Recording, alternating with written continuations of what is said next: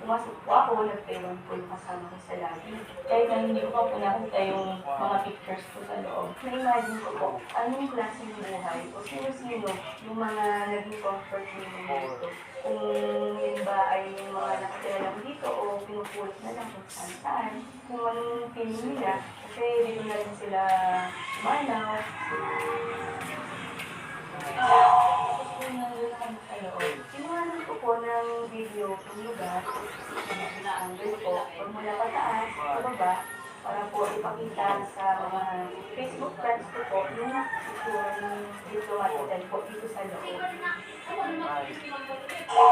Habang sinukuhanan ko po yung video dito po sa loob, parang ang dami pong nakakiti sa akin na hindi ko po maiwasan sa mga insana na parang gusto ko na tumatapos yung pagkuha ko yung video kahit saglit lang po yun.